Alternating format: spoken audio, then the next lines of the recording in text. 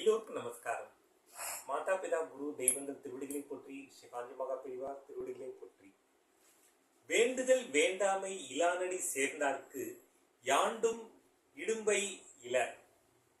விருப்பு வெறுப்பற்று தன்னலமின்றி திகழ்கின்றவரை பின்பற்றி நடப்பவர்களுக்கு எப்பொழுதுமே துன்பம் ஏற்படுவதில்லை. வள்ளுவர் பெருமானின் அறநெறியை பின்பற்றி வாழ்க்கையில் நாம் முன்னேறுவோம். துக்ளக் இதழ் கட்டுரை பகுதி 3. அமெரிக்க இஸ்ரேல் ஈரான் போர். தலைமையற்ற ஈரானிய நடுத்தர தளபதிகள் இஸ்ரேல் மீது மட்டுமல்லாமல் அரபு நாடுகளில் இருக்கும் அமெரிக்க இராணுவ தளங்களையும் தாக்க ஆரம்பித்தார்கள். அதற்கு மேலும் சென்று அவர்களது எண்ணெய் ஆலைகள், ஓட்டல்களை கண்மூடித்தனமாக தாக்கி ஏராளமான நஷ்டத்தை ஏற்படுத்தினார்கள். சன்னி இஸ்லாமிய ஐக்கிய அரபு அமீரகம், Jordan, Saudi Arabia, Kuwait, Bahrain, எகிப்து, லெபனான், சிரியா, ஓமன், சைப்ரஸ், துருக்கி முதலான நாடுகளை சகட்டு மீனாக தாக்கிய அவர்கள் ஷியா ஈரானுடன் நட்பு பாராட்டும் சன்னி கத்தார் நாட்டையும் தாக்க போரின் உருவமே தலைகீழாகியது. இஸ்லாமுக்கு எதிராக அமெரிக்க இஸ்ரேல் போர் என்று முதலில் ஈரான் கூறியது மாறி சன்னி ஷியா இஸ்லாம்களுக்கு இடையேயானதாக மாறியது போர். நெடுங்காலம் சன்னி ஷியா இஸ்லாம் இரண்டுக்கும் இடையே புகைந்து பனிப்போராக இருந்தது ஈரானிய தாக்குதல்களால் வெளிப்படையான போராக மாறியது. எந்த அளவுக்கு போரின் தன்மை மாறியது என்பதற்கு உதாரணமாக ஈரானுக்கு வெளிப்படையாக ஆதரவு தெரிவித்த பாகிஸ்தானை சவுதி அரேபிய அதிபர் முகமது பின் சல்மான் எச்சரித்து, நமது நாடுகளுக்கு இடையேயான பாதுகாப்பு ஒப்பந்தப்படி சவுதி அரேபியாவை தாக்கிய ஈரான் மீது நீங்கள் தாக்குதல் நடத்த வேண்டும், இல்லை என்றால் பாதுகாப்பு ஒப்பந்தத்தை நாங்கள் ரத்து செய்வோம் என்று கூற பாகிஸ்தான் இருதலை கொள்ளி எறும்பாக தத்தளிக்கிறது. அந்த ஒப்பந்தத்தின் மூலம்தான் சவுதி அரசிடமிருந்து பாகிஸ்தான் பொருளாதார உதவிகளை பெற்றது. இஸ்ரேலுடன் இந்த போர் இஸ்லாமிய நாடுகளிடையே நிலவிய பிளவை வெளிப்படுத்தி இருக்கிறது. இஸ்ரேலுடன் இணைந்து சன்னி அரபு நாடுகள் ஈரானை குறிவைப்பது என்பது பிரம்மாண்டமான மாற்றம். அரேபிய முஸ்லிம் நாடுகள் ஈரானை எதிர்க்க அமெரிக்கா இஸ்ரேலுடன் ஒத்துழைப்பதிலிருந்தே ஈரான் பயங்கரவாத நாடு என்பது வெளிப்படுகிறது. கடந்த 40 ஆண்டுகளில் இஸ்லாமியர்கள் உருவாக்கிய பயங்கரவாதம் பஸ்மாசுரன் போல் இஸ்லாமியை குறிவைக்க சன்னி இஸ்லாமிய நாடுகளால் அதை கட்டுப்படுத்த முடியவில்லை. இஸ்லாமிய பயங்கரவாதத்தை உலகம் முழுவதும் பரப்பியது 18ஆம் நூற்றாண்டு சவுதி அரேபியாவில் உருவான வஹாபி இஸ்லாமிய சித்தாந்தம் தான் என்பதை நாம் தொடர்ந்து விளக்கி வந்திருக்கின்றோம். இது துக்ளக் இதழான 28/6/2017 பிரசுரமாகியுள்ளது.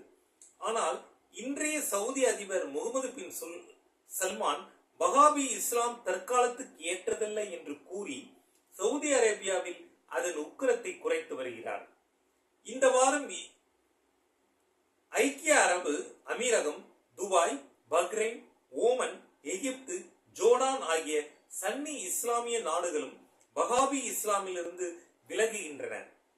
இஸ்லாமிய பயங்கரவாதத்தை எதிர்கொள்ள முடியாத நிலையில்தான் சவுதி அரேபிய அதிபர் முகமது பின் சல்மான் இஸ்லாமிய பயங்கரவாதத்தின் முதுகெலும்பாக மாறிய ஈரானை தாக்குவதற்கு அமெரிக்காவிற்கு பலமுறை அழுத்தம் தந்தார். அதன் அடிப்படையில் தான் இந்த தாக்குதலே நடந்ததாக வாஷிங்டன் போஸ்ட் செய்தி வெளியிட்டது. இந்த மாற்றங்களால் உலக அளவில் இஸ்லாமிய பயங்கரவாதம் வலுவிழக்கும் வாய்ப்பு உருவாகி இருக்கிறது. வஹாபி இஸ்லாம் நம் நாட்டில் தேவபந்தி இஸ்லாம் என்று வழங்கப்படுகிறது. வஹாபி இஸ்லாம், தேவபந்தி இஸ்லாம் இரண்டும் சகோதரர்கள் என்பதை ஏற்கனவே விளக்கி இருக்கின்றோம்.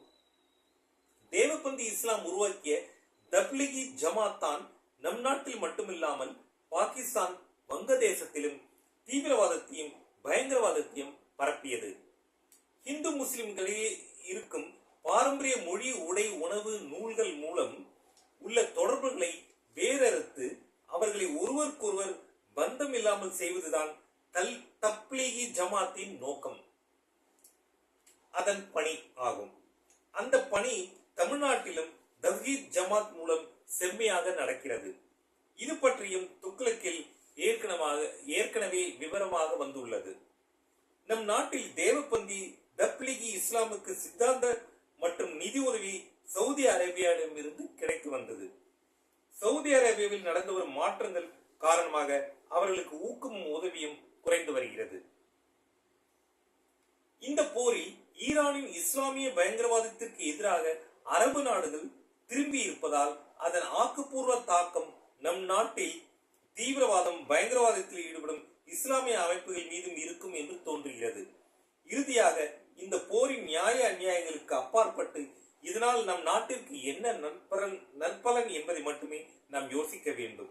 காரணம், இன்றைய உலக கட்டமைப்பில் அமெரிக்கா உட்பட எந்த நாடும் உலக பொது நலத்திற்காக தனது நலத்தை கைவிடுவதில்லை. ஒவ்வொரு நாடும் தங்கள் நலன் என்ன என்பதை மட்டுமே மனதில் வைத்து செயல்படுகின்றன. எனவே நாமும் அதுபோல்தான் செயல்பட வேண்டும் என்பதே இன்றைய நிலை. போர் தொடர்ந்தால் மற்ற நாடுகளுக்கு ஏற்படும் எரிசக்தி தட்டுப்பாடுகள், நிதி பொருளாதார சிரமங்கள் நமக்கும் ஏற்படும். போர் நீண்ட காலம் தொடர வாய்ப்பில்லை என்பதால் அந்த சிரமங்கள் நீடிக்காது.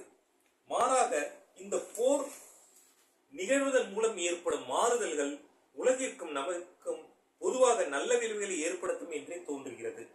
மத்தியஸ்த நாடான கத்தாரியம் ஈரான் பகைத்துக் கொண்டதால் யார் மத்தியஸ்தம் செய்து இந்த போர் முடிவுக்கு வரும் என்று தெரியவில்லை.